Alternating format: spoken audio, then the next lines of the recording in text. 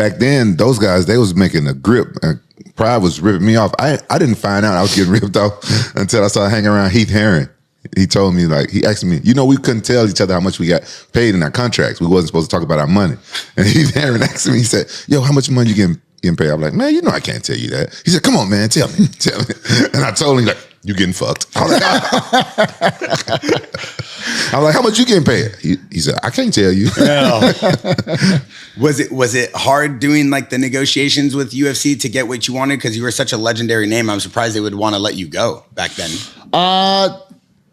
They just have their thoughts on certain things and don't think people are worth what they think they are, which happens a lot too. And, but it was when I was my contract ended when I knocked out Bisping.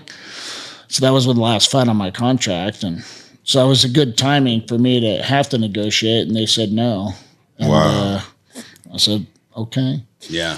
I mean I was asking them for the amount I was asking them for was combined with possible pay-per-views, which is a question mark on how much you'd make on that, and it was an estimate of so much per fight I would get.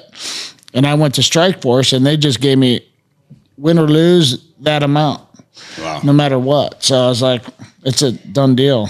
Yeah, I think the fans and people don't understand. Our first fight is with the promoter. They always want to get you for the cheapest they can get you, and we want the most that we can get. Yeah, of course. Without you guys, there's no fight. Right. Yeah. Without you guys, there is no pay-per-view. Right. And you guys had the most legendary names back then. Now, I don't think too many of these guys can demand that type of money since there's so many names and so many fights. But back then, like, if you guys were fighting, I mean, the world stopped for the night, Everybody watched. You guys were setting precedent and building the entire empire for them. Obviously they did a great job with these network deals and putting together organizational fights and structure, but still, without you guys, there would have been nothing. Right, I agree with that. We put on the show like it's a whole new generation. I just feel like right now they're having way too many fights. It's just my personal opinion. They're having way too many fights, and a lot of people don't. They don't take time to get to know these fighters. But what they're doing now, they're doing a good job of promoting the fighters' social medias, and you know how people are getting to know people through their social media. So that part is good. But back in our day, social media wasn't really a big thing. It wasn't a thing at all for a while. Yeah. You didn't have one back then. Yeah, we didn't have one. Was your feud and kind of your relationship with Bisping, was that real? You guys hate each other? What's the deal with that? I don't hate him. I just have no desire to hang out with him. Yeah.